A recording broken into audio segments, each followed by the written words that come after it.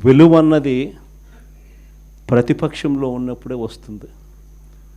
ప్రతిపక్షంలో ఏ నాయకుడైనా ఎదగలుగుతాడు,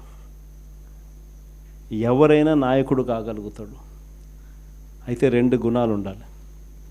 ఒకటి ప్రజలకు అందుబాటులో ఉండడం, రెండవది చిక్కటి చిరునవ్వుతో పలకరింపు. రెండు ఖచ్చితంగా ఉండాలి. ప్రతిపక్షంలో ఉండాల్సింది మరొక మేజర్ గుణం ఏమిటి అని అంటే, ప్రజలకు ఏదైనా సమస్య వచ్చినప్పుడు ప్రజల తరపున మనం ప్రజలకు తోడుగా నిలబడగలగడం.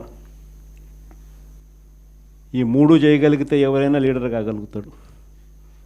ఇక్కడి నుంచి స్టార్ట్ చేయండి. నియోజకవర్గం స్థాయిలో నియోజకవర్గ అధ్యక్షుడిగా ఉన్న ప్రతి ఒక్కరికి నేను చెప్తా ఉన్నా, ఈ రోజు నుంచి స్టార్ట్ చేయండి.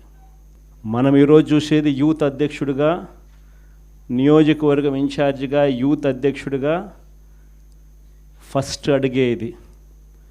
మీ చివరి అడుగు ఎమ్మెల్యే కావడం, అది గుర్తుపెట్టుకోండి.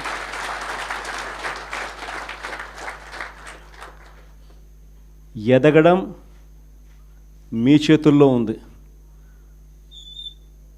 మిమ్మల్ని పెంచడం నా చేతుల్లో ఉంది.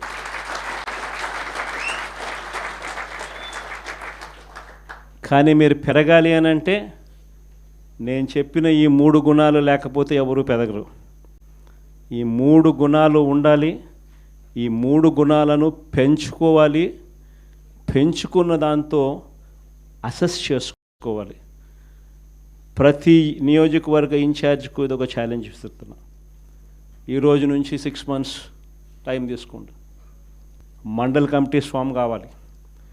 దానికి తగ్గట్టుగానే కాన్స్టిట్యున్సీ హెడ్ క్వార్టర్స్లో వార్డ్ కమిటీస్ ఫామ్ కావాలి. దానికి తగ్గట్టుగానే మండల్ కమిటీస్ ఫామ్ కావాలి. దానికి తగ్గట్టుగానే గ్రామ కమిటీస్ ఫామ్ కావాలి. గ్రామ కమిటీసు, మండల్ కమిటీసు, మున్సిపాలిటీల్లో వార్డు కమిటీసు మొత్తం మీ ఆధ్వర్యంలోనే ఉన్నాయి.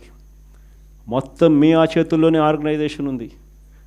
ఆర్గనైజేషన్ చేసేటప్పుడు ధ్యాస పెట్టండి, బుర్ర పెట్టండి. కెపాసిటీ ఉన్న వాళ్ళని తీసుకొచ్చే కార్యక్రమం మొదలుపెట్టండి. ఎదగడానికి ఎవరైతే సిద్ధంగా ఉన్నారో వాళ్ళని ఆర్గనైజేషన్లోకి తీసుకొని వచ్చే కార్యక్రమం చేయండి.